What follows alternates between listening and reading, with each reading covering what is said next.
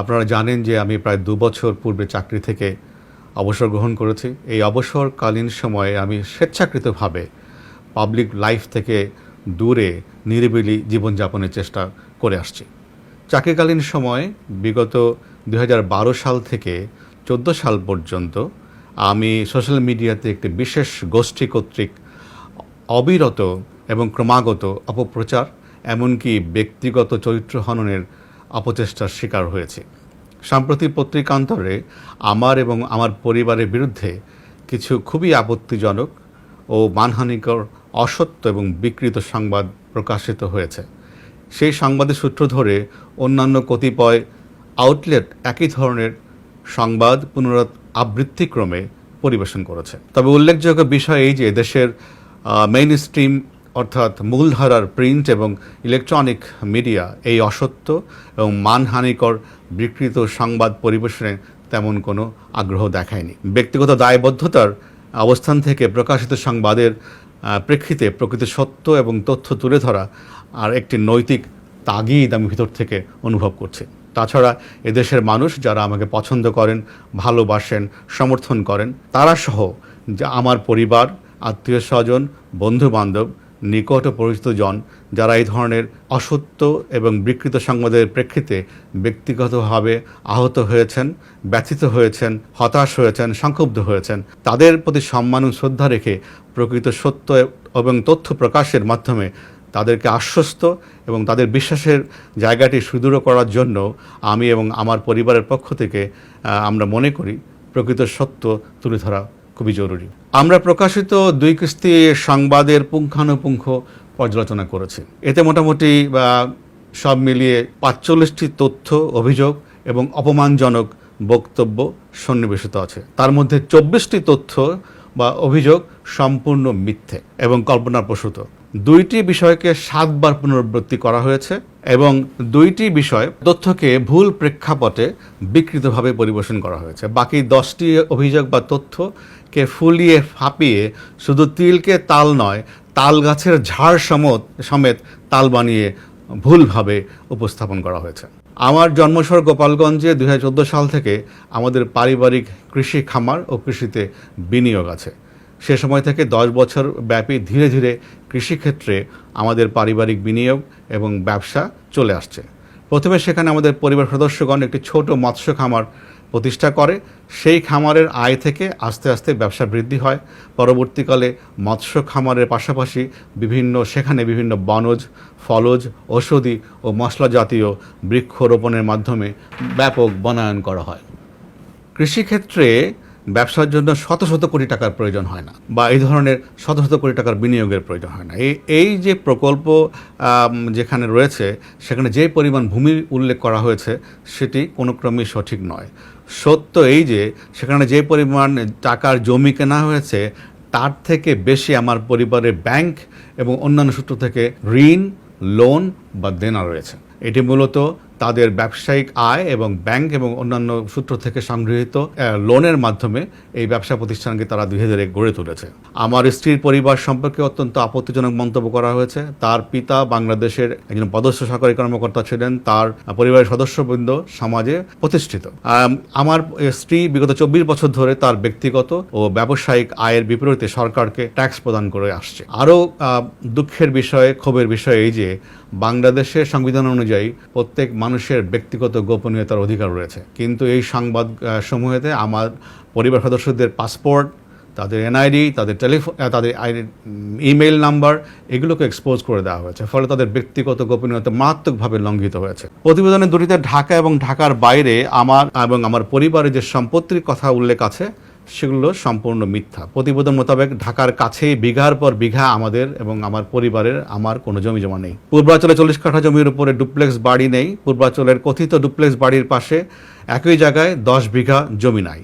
গোপালগঞ্জ প্রজেক্টে ২টি কোম্পানির কথা উল্লেখ করা হয়েছে, যেখানে ২০ কোটি টাকা, আরেকটিতে ৫ কোটি টাকার অনুমোদিত মূলধনের কথা এভাবে উল্লেখ করা হয়েছে যেন সাধারণ পাঠক মনে করেন যে এই ২টি কোম্পানিতে আমাদের পরিবার ২৫ কোটি টাকা বিনিয়োগ করেছে। আসলে অনুমোদিত মূলধন আর পেইড আপ মূলধন, পরিশোধিত মূলধন এক জিনিস নয়। এখানে এই দুইটা কোম্পানিতে ইভেন 1 কোটি টাকারও পরিশোধ মূলধন নাই, অথচ এটা এমনভাবে বলা হয়েছে যেন 25 কোটি টাকা আমাদের পরিবারের পক্ষ থেকে দুটি কোম্পানিতে বিনিয়োগ করা হয়েছে।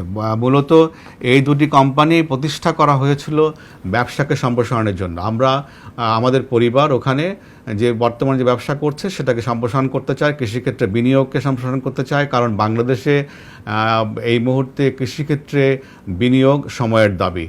তো এটা নিয়ে পরে কোনো এক সময় কথা বলবো। তো আমরা যেটা বলতে চাই সেটা হচ্ছে মূলত দুটি কোম্পানি প্রতিষ্ঠা করা হয়েছিল আরও বড় আকারে ব্যাংক লোন নেওয়ার জন্য, কিন্তু ব্যাংক লোনের জন্য আবেদনও করা হয়েছিল, কিন্তু সে সময় করোনা প্রভাব এবং পরবর্তী সময়ে রাশিয়ান ইউক্রেন ওয়ার, জাতীয় আন্তর্জাতিক অর্থনৈতিক মন্দা, বিভিন্ন কারণে এই ব্যাংক লোনের ব্যাংকের সংকোচন নীতির কারণে এই লোন স্যাংশন সম্ভব হয়নি। ফলে যেটা হয়েছে যে কোম্পানিগুলোর কথা বলা হয়েছে কোনোটি আজ পর্যন্ত ব্যবসাতেই আসেনি। তো এটি এক নতুন কোম্পানি এবং ফাইন্যান্সে বা ফান্ডিংয়ের অভাবে এই কোম্পানিগুলো কিন্তু মূলত এই মুহূর্তে কোনো ব্যবসা করছে না। আইজি হিসেবে নাকি আমি পূর্বাঞ্চলে ফারুক মার্কেটের পাশে 10 কাঠার একটি জায়গা কিনেছি, যেটার বাজার মূল্য 22 কোটি টাকা। ইনিয়ে বিনিয়ে বলার চেষ্টা করা হয়েছে যে 22 কোটি টাকা দিয়ে আমি আইজি থাকাকালীন সময় ইনডিরেক্টলি বলার চেষ্টা করা হয়েছে প্লটটি কিনেছি। আমি আইজি কেন, ডিজি হিসাবে, কমিশনার হিসেবে কোনো মেয়াদেই আমি পূর্বাঞ্চলে কোনো প্লট কিনি নাই। 2001 সালে রাজু যখন সরকারিভাবে আবেদন আহ্বান করে তখন আমি আবেদন করে সরকারি কোঠায় একটি 10 কাঠার প্লট বরাদ্দপ্রাপ্ত হয়েছিলাম, আজ থেকে প্রায় 23 বছর আগে। এবং সেটিও আমরা আমাদের পারিবারিক এবং নিজস্ব অর্থের প্রয়োজনের কারণে বিক্রি করে দিয়েছি। এই মুহূর্তে পূর্বাঞ্চলে আমাদের কোনো ধরনের কোনো জমি প্লট কিছুই নেই। রূপগঞ্জের নাওড়ায় আমাদের একটি 2 বিঘা জমির প্লট আছে, যার বাজার মূল্য 2 কোটি টাকা বলে সংবাদে উল্লেখ করা হয়েছে। রূপগঞ্জের নাওড়ায় এবং অন্যান্য কোনো ইউনিয়নে কোথাও আমাদের কোনো 2 বিঘার কোনো প্লট নাই। এটিও একটি সর্বাংশে মিথ্যা তথ্য। রূপগঞ্জে আমাদের কোনো জমি নাই এক্সেপ্ট আনন্দ হাউজিংয়ে, যেটি রূপগঞ্জ জেলা থানার মধ্যে অবস্থিত এলাকার মধ্যে, সেখানে একটা প্লট আছে। তাছাড়া আমাদের অন্য কোথাও কোনো ধরনের কোনো জমি বা 20 কোটি টাকা মূল্যের কোনো সম্পত্তি আমাদের নাই। মেয়ের বিশ্রামের জন্য 3.5 কোটি টাকার ফ্ল্যাট কিনেছি বলে অভিযোগ করা হয়েছে। আমার মেয়ে, আমার জ্যেষ্ঠ কন্যা সবসময় আমার সরকারি বাসা থেকে তার বিশ্ববিদ্যালয়ে যাওয়া আসা করতো, তার জন্য কোনো বিশ্রামের জন্য বাড়ি কেনার কোনো প্রয়োজন আমরা কখনো অনুভব করিনি।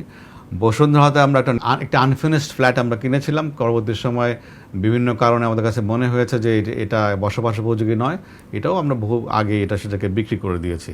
সেই ফ্ল্যাটে নাকি একটা 50 লক্ষ টাকা দামের দরজা আছে, রেফারেন্স হচ্ছে, বরাত হচ্ছে বাড়ির দারোয়ান। তো বাড়ির দারোয়ান কিভাবে দরজার দাম জানলো, সেটাই হলো আমাদের একটা বিরাট প্রশ্ন। একটা দরজা সাধারণত 21 স্কোয়ার ফিট থেকে সর্বোচ্চ 32 স্কোয়ার ফিট কাঠ থাকতে পারে। যদি একটা সেই দরজার দাম 50 লক্ষ টাকা হয়, তাহলে একটা প্রতি স্কোয়ার ফিট কাঠের দাম পড়ে 2.5 লক্ষ টাকা। এটা এত মূল্যমানের পৃথিবীতে কোন কাঠ আছে আমাদের জানা নেই। এটাও একটি আমি মনে করি হাস্যকর, আমি মনে করি যে মিথ্যা, নির্জলা মিথ্যা সংবাদ, শুধুমাত্র চরিত্র হননের জন্য যেগুলো করা হয়েছে। সেন্ট মার্টিন এলাকায় বাগান দখল করা হয়েছে, নারকেল বাগান দখল করা হয়েছে উল্লেখ করা হয়েছে। সেন্ট মার্টিনে আদৌ কোনো নারকেল বাগান আছে কিনা সেটা আমাদের জানা নেই। আমরা বিক্ষিপ্তভাবে নারকেল গাছ আছে, আমরা যখন যারা সেন্ট মার্টিন দ্বীপে বেড়াতে গিয়েছেন তারা দেখেছেন সমুদ্র পাড় দিয়ে বিক্ষিপ্তভাবে নারকেল গাছ আছে, কিন্তু নারকেল গাছের একটা ঘন বাগান আছে, এটা বোধহয় আমি কখনো দেখি নাই, কয়েকবার গিয়েছি আমি, কিন্তু যারা সাম্প্রতিককালে গিয়েছেন তারাও নিশ্চয়ই আমার সঙ্গে একমত হবেন যে একেবারে নারকেলের বাগান নামে কোনো বাগান ওখানে আছে নিশ্চয়ই দেখেননি কেউ।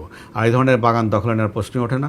আমি একজন দায়িত্ববান সরকারি কর্মকর্তা হিসেবে আমার পরিবার বা আমি কারো জমি দখল বেদখলের সঙ্গে কোনো ক্রমেই নৈতিকভাবে বা অন্য কোনোভাবে জড়িত হওয়ার প্রশ্নই ওঠে না। সেখানে বিভিন্ন দাগ নাম্বার উল্লেখ করে বিভিন্ন সম্পত্তির পরিমাণ উল্লেখ করা হয়, যেগুলো যোগ করে দেখবেন, যোগ করলে হয় 164.39%। কিন্তু দাবি করা হয়েছে যে আবার আরেক পাড়ায় যেখানে আমাদের 418% জমি রয়েছে। তো যোগ মানে কি এখানে ম্যাথামেটিক্সেরও সমস্যা আছে। তো এখানে আমাদের এই ধরনের কোনো জমি না, আমাদের একটা প্লট আছে বহুদিন আগে, প্রায় আজ থেকে 17 বছর আগে আমাদের একটা প্লট কেনা আছে ওখানে। আর আপনারা জানেন যে কিছু বছর আগে হাইকোর্ট থেকে নিষেধাজ্ঞা দেওয়ার কারণে ওখানে সব ধরনের কনস্ট্রাকশন বন্ধ রয়েছে। এর ফলে এই জমিগুলো এখন আর কেউ কিনেও না, এগুলো বলতে গেলে পরিত্যক্ত এবং পতিত জমি হিসাবে পড়ে আছে। এবং আমাদের যে স্মল প্লটটা রয়েছে সেটার মধ্যে বালু আছে এবং পাথর রয়েছে, এবং এখানে কোনো গাছপালাও তেমন একটা কিছু নাই। তো এটা একটা যেহেতু হাইকোর্টের নির্দেশের প্রেক্ষিতে ওখানে সব ধরনের কনস্ট্রাকশন বন্ধ, সে কারণে বছরের বছর এই জমিগুলোর কোনো অ্যাপ্রিসিয়েশন হয় নাই, রাদার ডেপ্রিসিয়েশন হয়েছে। এগুলো বিক্রি করার চেষ্টা করলে বিক্রি করা যায় না। আর যে পরিমাণ সম্পত্তির কথা বলা হয়েছে সেটা সঠিক নয়, এবং এই যে আমরা যেটা কিনেছি সেটা আমাদের ট্যাক্স ফাইলে উল্লেখ করা আছে এবং এটার সোর্সও ট্যাক্স ফাইলে বর্ণনা করা আছে।